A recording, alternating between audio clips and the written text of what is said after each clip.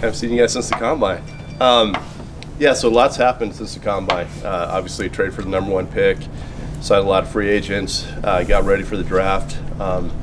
So a lot of good, exciting things. And I just want to thank Dave and Nicole for supporting us and allowing us to go up to the number 1 pick. Giving us the resources and free agency. That's been great. So really appreciate that. And I want to acknowledge the pro scouts. Rob Hanrahan, Lee McNeil, Tyler Ramsey. Those guys do a ton of work during the year. So just want to acknowledge them, how good of a job they do. We always get to stand up here, but those are the guys doing all the work. So appreciate them. Appreciate the college scouts. So with that, getting ready to go out to pro days starting tomorrow. So any questions you have? Can you take us through the process of you guys negotiating and getting that top pick? Yeah, so that started at the combine. Ryan Poles and I got together, and we talked to a few teams about getting up somewhere in the draft where you can get a quarterback. And so Ryan is a guy I've known for a while. We met at the combine, met in a hotel room the first time, met in the lobby of the stadium a couple times, and just talked about it. Hey, what would it take? What does it look like? And it was going to be expensive, and it was going to be expensive anywhere in those upper spots in the draft, just because there's so many quarterbacks that are in this draft, teams that need quarterbacks, and also the price of quarterbacks in free agency. I mean, these guys are getting $35-40 million now, so the demand for those rookies is going up.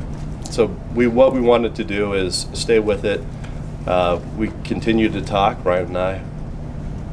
I came back to Charlotte, had several more conversations, went over about 3 or 4 days, just different scenarios, what would it take.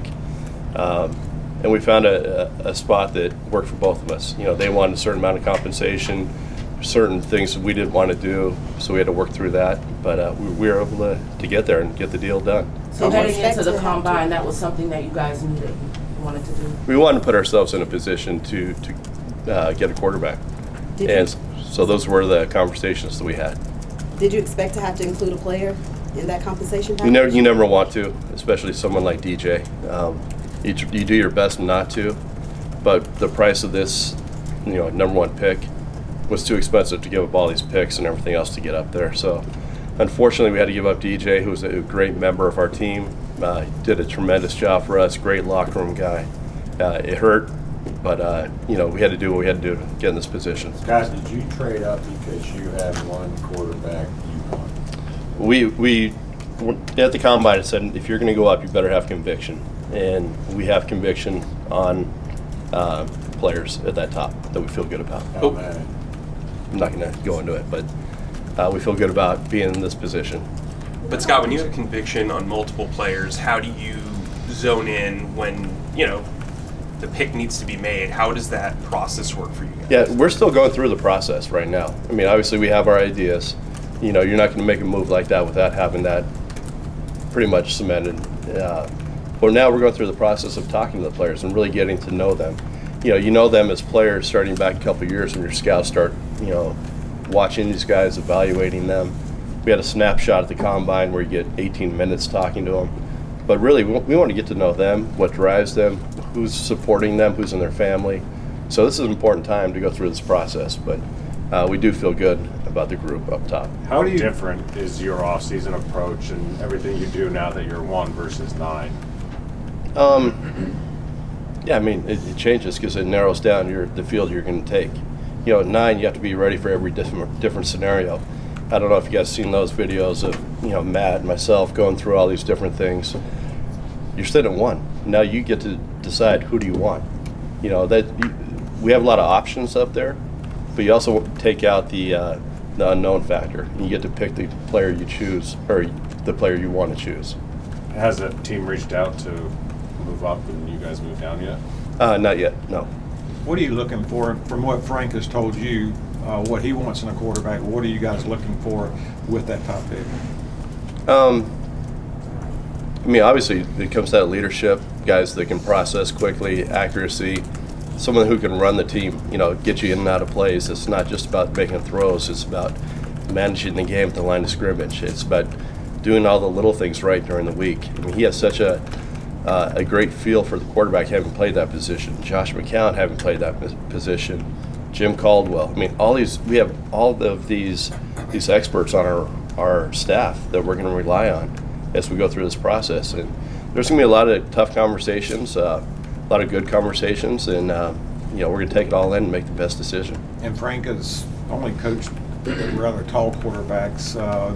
One in Alabama happens to be 5'10".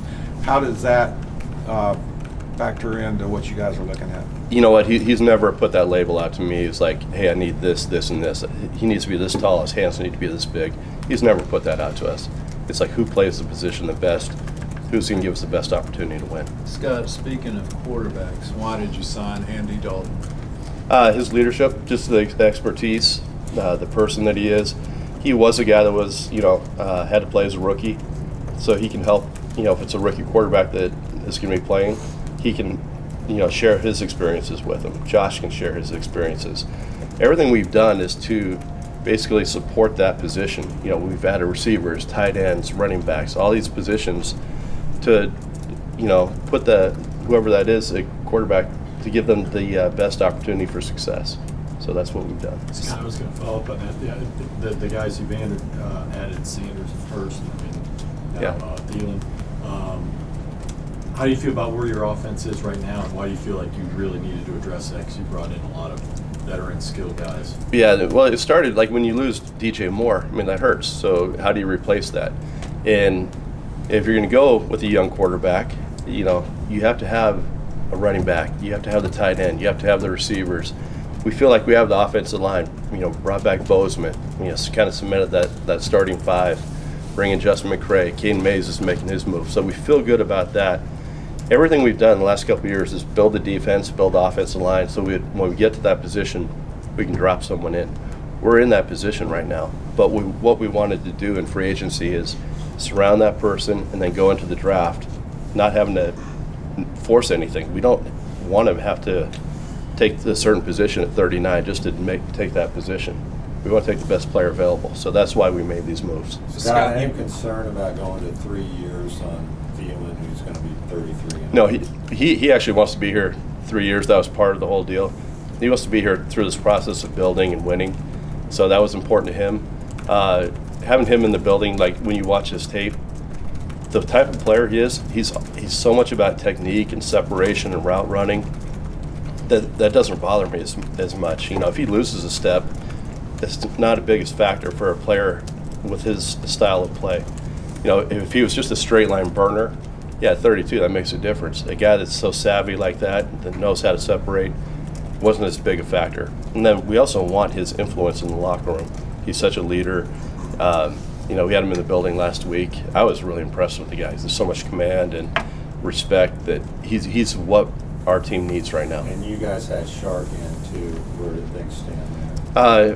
We got to let it play out. There's still talks, but we're going to let that one play out.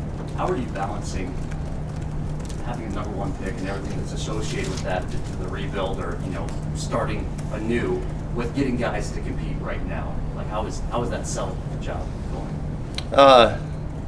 We expect to win. We expect the young guys, no matter what age they are, to step up and play and perform. Everyone's going to be held accountable. If they're not up to the task, they probably won't be on the field. So I don't want guys looking at themselves as, hey, I'm a rookie, I'm a second-year guy, it's not my team yet. Step up and make a play. We expect that from them. Scott, talking about Adam's leadership, there was some thought maybe he'd want to go somewhere with an established quarterback. Did you guys have conversations about, the strong possibility that it would be a rookie quarterback, and how receptive, obviously, was he? Yeah, what I can tell you is I had a conversation with him. I know Frank sat down with him and our offensive staff, Thomas Brown, and laid out exactly what the vision for him is. And it wasn't just like a 5-minute passing, hey, want you here, you're going to catch some balls. It was a well thought out, meeting that they had. And, they found, like, this will work for both of us. This is a good common ground. I can be successful here. I can help us win, and he can help us win. So it was a good give and take, and we're just really excited about the addition of him. Scott, I know you don't like talking about contracts, and you guys have been pretty sensitive about the Shaq Thompson situation, but he did take a pay cut. What was that process like for you guys on both sides, and what does he mean to you guys having been here for 3 years? Yeah, Shaq is, he's a team leader, one of the most unselfish people I've been around. And he wanted to be here. It's important for him to be in Carolina. He loves Charlotte. He loves the Panthers. And what it came down to, we had a conversation. We sat down, in the stadium, and we just talked man to man. Said, hey, listen, what do you need? This is what we need. We worked through it. I know he slept on it. He called me back, said, hey, listen, this is what I'd like to do. And I can't thank him enough. I mean, it's such a team-first move that he did, and a ton of respect for Shaq. And he wanted to be here, and we made it work. Were you guys ever interested in Lamar? Like anything, like you always have a conversation, but we were looking. He's a great option. There's a really expensive option, but we're focused on more of the draft picks at this point. Have you guys had talks with Brian Burns and his camp about extending him? I just talked to Brian's agent, not so much about him, but that's something that we'll probably look at after the draft. Scott, these past couple off seasons, you have reminded us that it's important to ask why these players are available when they do hit free agency. Mm-hmm. So for the playmakers you've added, Miles, Hayden, and Adam, I want to ask you, why do you think these guys were available? Each team is different. Sometimes the player's available just because the team can't afford them. A good team like Cincinnati, you're going to lose players. You can't afford to bring everybody back. You're budgeting because your quarterback's coming up. There's so many different factors, and but to get people like Hayden and Von Bell and Miles, those are all winning teams, and they can all bring something to you. So there's an opportunity to go get great players for.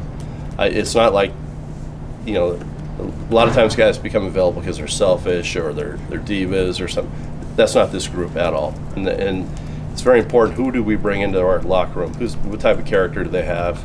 And these are the guys that fit that. And then following up on Adam real quick, what role do you envision him playing here? Is he a slot guy? Is he a Z? Is he going to be out there in two receiver sets? Well, that's the unique thing about him. He can do both. He can play three spots for you. He's probably best in the slot, because that instant separation, the route running. But he is interchangeable, and he's got the intelligence to move him around quickly. Scott, you mentioned that Dalton played as a rookie. What's your sort of general theory on playing rookie quarterbacks? Is that something you try to avoid? Is it a great thing to just throw them into the fire? That's a great question. It's as you go through the process, we'll rely on Frank and our coaches to know when is the right time. So we're not going to put it like a benchmark out that we're going to start him week 1 or he's not going to play at all this year. It's like when the time is right, when he's ready, when he's grasped the offense, and we can put him out there and he can have success. That's when he'll go out. Having said that, though, do you feel like this roster and what you've done with all the veterans is set up for a rookie to succeed right away? That was the intention behind a lot of what we did over the last few weeks, is to have to give those guys the weapons they need to be successful. Like I said, we like our offensive line. To bring in a Miles Sanders, not only is he a good runner, but he's a good receiver out of the backfield. So he's the outlet. Hayden Hurst going down the seam, great hands. It's a dimension that we're adding to our offense because Frank uses the tight end so much, and he's a player that they identified that they wanted. To have Adam Thielen, who can separate quickly, Terrace Marshall, who's on the come right now, Laviska, that's a really good group to surround a young quarterback with, and he's got playmakers now. Scott, can you elaborate on Hayden Hurst a little bit and touch on what he brings off the field as well? Yeah, obviously a lot of that stuff's well documented. Again, it comes back to who do we bring into the locker room. We want that leadership, that man that players can go to and talk to. There's a real sincerity to him. I don't know him very well yet. I talked to him the other day.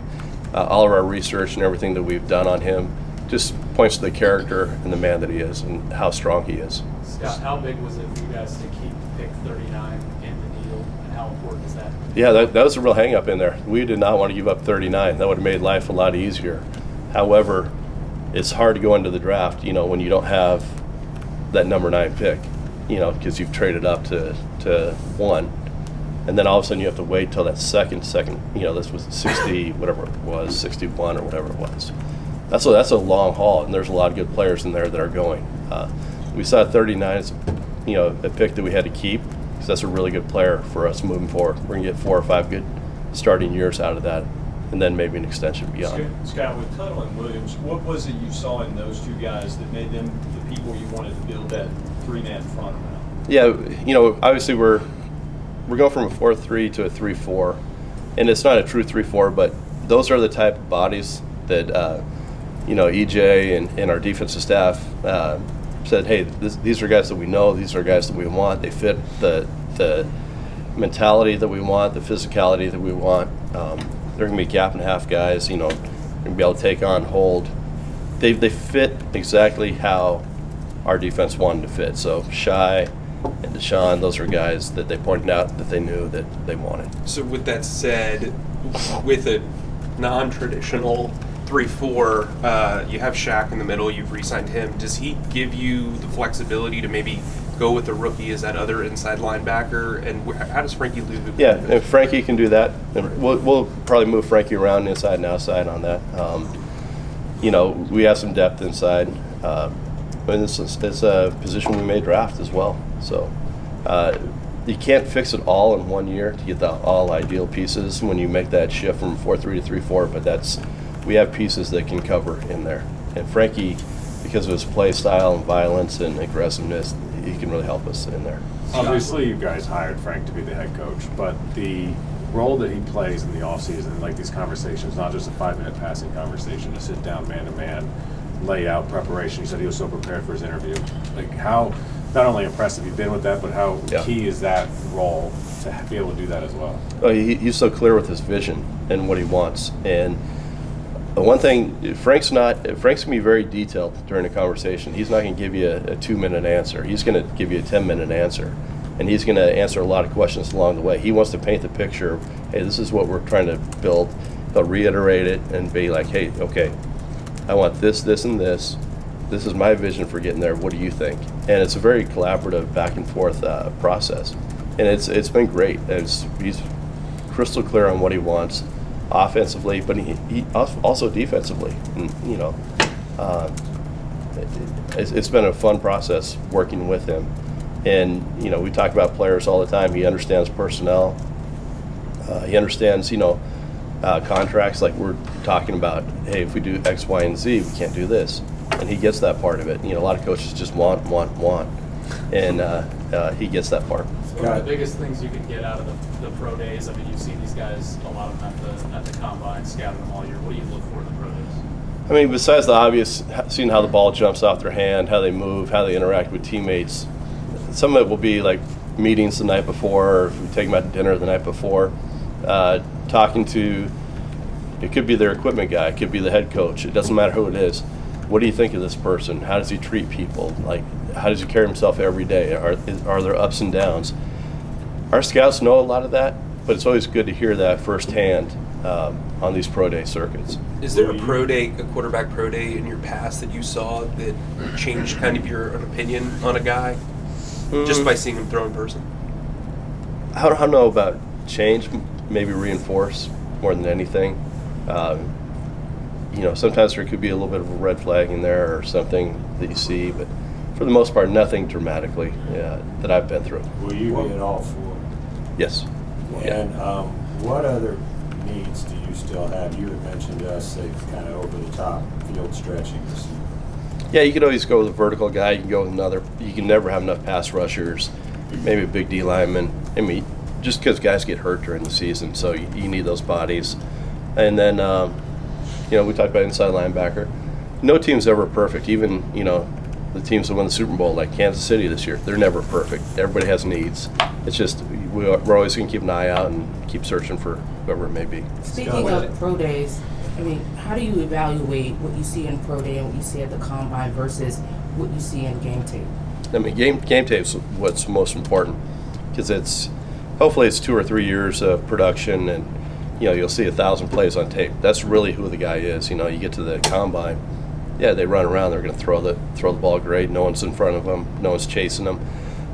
It just kind of reinforces what you see at these pro days. But really, what it comes down to is what do they put out on tape. What do you see on Russell Wilson for a short quarterback that made you believe he could succeed right away? You know, one of the things that stood out, like when John Schneider first went there, like, you know, he comes back and goes, hey, Russell Wilson, I got this guy, and he loved him, and he had him up in the first round. But one thing about Russell, he never really got balls batted down in college, and he had that 6'5", 6'6" Wisconsin offensive line in front of him. But he was able to move in the pocket and slide and find these passing lanes, and he could rip it. Those are like those type of things that you look for in these quarterbacks. What does the signing of Von Bell mean for Jeremy? They're going to move him around a little bit in this defense. He'll be like the big nickel, maybe dime linebacker.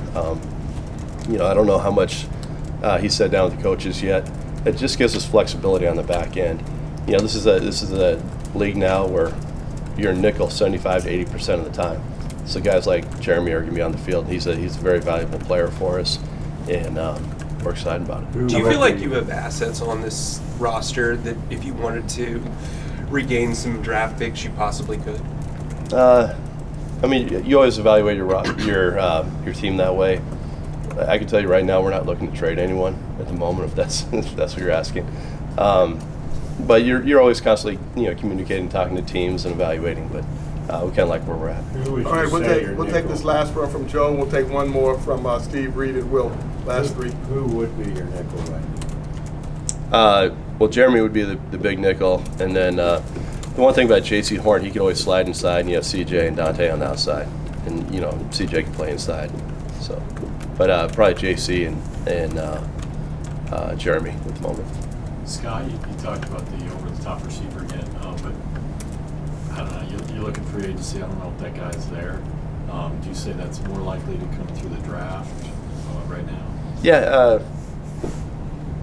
we'll continue to evaluate that. I mean, there's always going to be someone that pops free, whether it's at the 53-man cut, you know, cap casualty at that point. It might be in the draft. We're going to always continue to monitor that market. But we are looking for that vertical speed guy. The signing of Bradley, bringing them back, what would that mean to you guys? Oh, it's huge. Get a guy like that, a huge locker room guy, great in the community, big personality, but really good football player on top of it. I mean, we said going into the offseason he was a priority, and he was a priority, and we wanted to get him done. And we're so excited to get that guy back. He means so much to us as a team, not just the player, but the person. Follow up on, have you seen someone that has ingratiated themselves with the community that quickly? So quickly? No. He's a unique guy, and that's why everybody loves him so much, and that's why he's a glue guy for us. He's a glue guy in the locker room, and he's great for the city, and he genuinely and just enjoys life and enjoys people. Can't have enough of those guys around. All right, thank you, Scott. All right, thank you. Scott.